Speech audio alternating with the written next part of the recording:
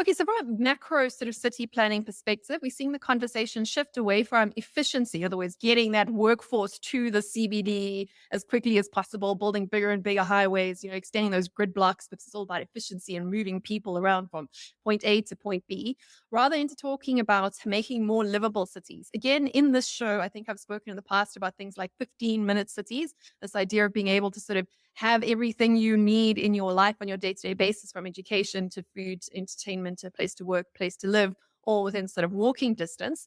This is kind of an extension of that conversation. It draws from everything from in terms of quality of life that people are looking for, those shifts in how many people are now remote working rather than working in an office, and even questions around the climate crisis once again. And it's about how we build our cities. In other words, the sort of grid layout of cities is losing favor, as it should. It's hugely inhumane. If you ever walked through a very big city like Johannesburg or New York on a cold, windy winter's day, you are kind of blasted with those corridors between those giant buildings. It's not pleasant to walk on those sorts of streets. It's quite exposed. If you're familiar with Jane Jacobs' work, it's not very good for crime and security either. Really, the sort of cities that are more human and more nice to live in tend to have more serendipity and more mixed use, right? So again, you're having all these different sort of services, both commercial and residential, mixed up together because it's a much more human way of living.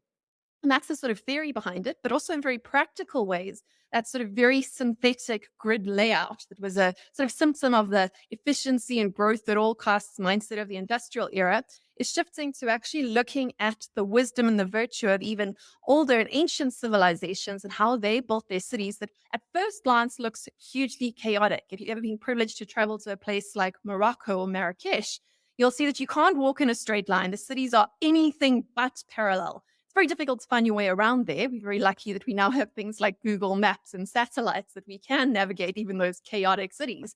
But if you actually look into the science behind it, cities like Marrakesh have actually been built in a sort of spiral shape, which actually forms natural air conditioning for the entire city at a city scale, something you would never get in a grid type city, which enhances negative weather effects rather than mitigates them. And this, of course, ties in very neatly with the rise of things like sponge cities. And sponge cities are being developed to try and literally sort of soak up things from flash floods that are very concrete, again, very grid layouts are very bad at doing. They're not very good at adapting and building contingency into more chaotic weather and climate as we go forward.